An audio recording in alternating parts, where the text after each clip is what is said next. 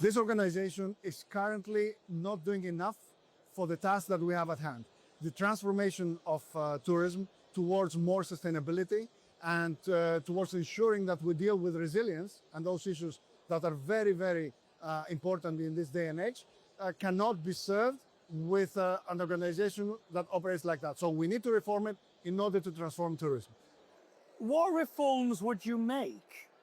Well, many. We need to basically turn this organization upside down, return it to the member states and not to the bureaucracy. We live in a day and age where countries are actually withdrawn from multilateral organizations. We've seen the US position in many such cases.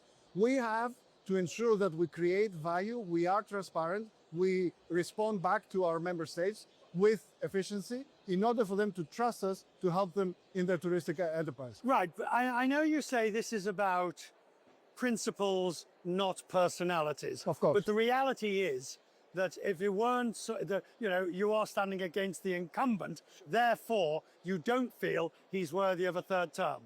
Yes, well, this is a matter of principle because no UN organization has the ability for a third term. The rules for this organization precluded the third term, and they've been slightly manipulated, I would say, or changed in order to allow the third term. For us, it's a democratic principle. No UN organization should have a third term, and this is why we're running.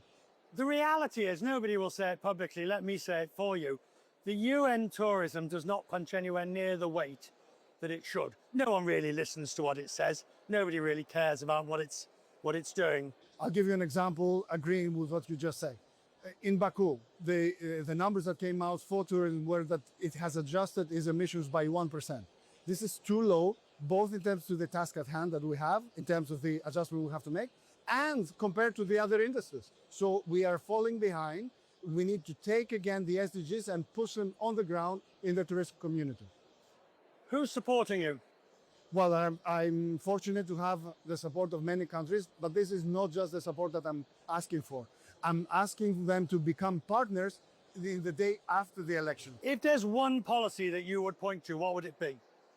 Well, I'll give you the two proposals that I made recently in Jamaica in the Resilience Conference of Ed Bartle. Number one, we need a resilience tourism fund to help the most unfortunate states after the calamities that we have befallen so often. And number two, we need to create a new data center for resilience that can assess the risks and can help in mitigating those risks. The big unknown that people will talk about is that you and the other principal contender, Gloria Guevara, are likely to split the anti-incumbent vote, thereby allowing the incumbent to win through the middle. How are you going to prevent that? At some point, one or other of you is going to have to decide to let the other run. Well, I mean, I think that's a possibility. I'm not saying that this cannot happen. Certainly, we need to work. Everyone that believes in the reform of this organization needs to do so in practice. For the time being, it hasn't been possible to join forces, but this cannot be precluded in the future.